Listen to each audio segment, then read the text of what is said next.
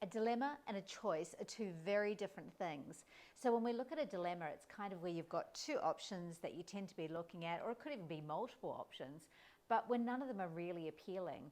But when we start talking about choice, it's where you've discovered and got curious about all of the possible options, and all of a sudden you start to see perhaps one, two, or even multiple options that look good for you.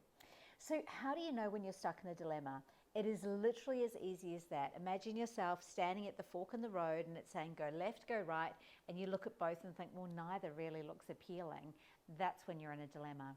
So what we want to do is start training and using our creativity and our imagination to start creating choice.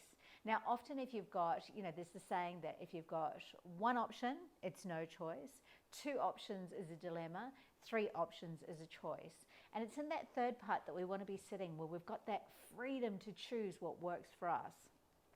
So in this moment, what you want to do is be able to have a look at the situation that you're trying to make a decision on and get really clear about what is at the base foundation of this situation.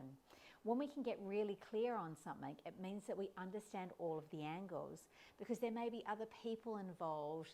There may be scenarios that we haven't even thought of. There may be ways in which we could combine some of our options to come up with a better one. So one of the things that I really like to do in this situation is flip the design upside down.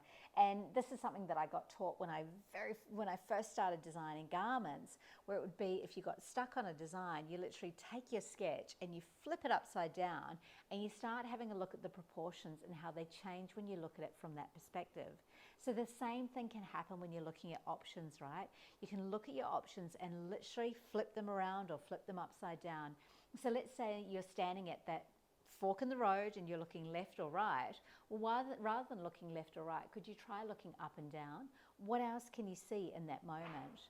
When we are in a dilemma, it is an opportunity for us to get curious and start thinking about different ways in which we can approach a problem. Now, one of the things that I also like to really encourage is a space of dreaming and imagining without borders.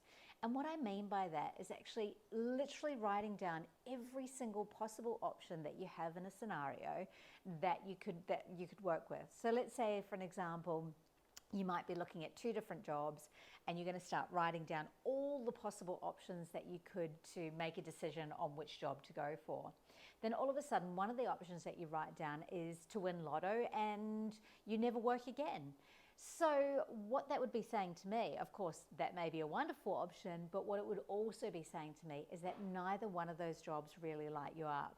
And are you trying to make a decision because they've both been put on the table for you, or is it genuinely something that you want to consider? An option like winning the lotto and not having to work at all says to me that you still haven't found out what your dream job is.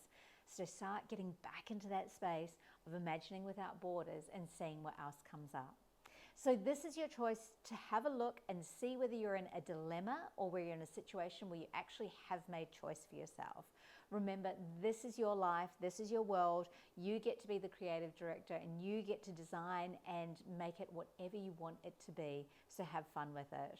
I'm Leina Broughton, and if you enjoyed this video, I'd love it if you liked, shared, subscribed, all the things, and I'll see you again soon.